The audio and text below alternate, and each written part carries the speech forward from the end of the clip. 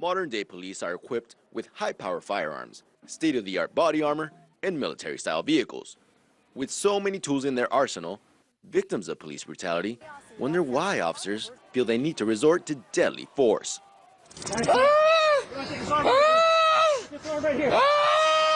They have no justification for using that type of excessive force and ultimately killing him. In Cincinnati, in his own words, I had no other options but to beat his face to hell. Ron Thomas is still searching for justice after police officers were acquitted in the killing of his son Kelly. One of the officers, Jason Sinelli, is actually trying to get his job back. The defense in the case, they said that Kelly Thomas was overly, that he was reacting in a violent way. He was a suspect on the street who was uncontrollable. But when you watch the video, it doesn't really add up. There's still a memorial here for Kelly Thomas, more than 2 years after he was beaten by Fullerton police officers. When law enforcement uses such violent force, they usually justify it, saying that they feared for their safety. But for victims' families, that explanation doesn't make any sense. There are studies that say that it may be safer than ever to be a police officer on the streets today. 33 police officers were killed by gunfire in 2013, according to a report by the National Law Enforcement Officers Memorial Fund. That's the lowest number since 1887.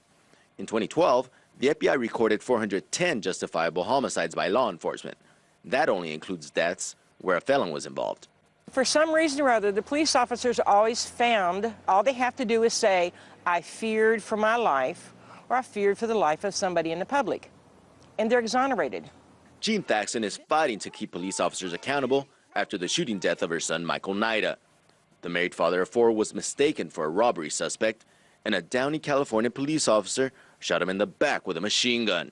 People don't know that our cops are carrying machine guns. They don't know that these tanks are out here. They don't know that they're wearing heavy armor. They don't know this. They think the cops are like they were with Mayberry RFD. That's the kind of cops they think are out there, and it's not anymore.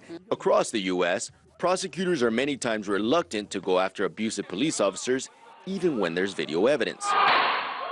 Ron Thomas is a former law enforcement officer himself. But the good officers, men and women in law enforcement, must police their own. I know that.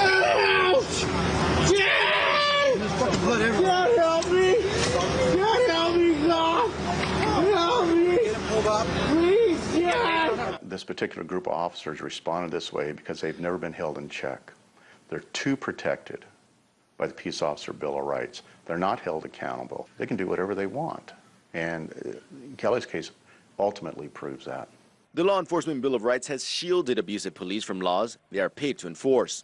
They are not held to the same standards as the general public. They're just not held accountable. Violent crime rates are down across America. Life for police officers also seems to be safer.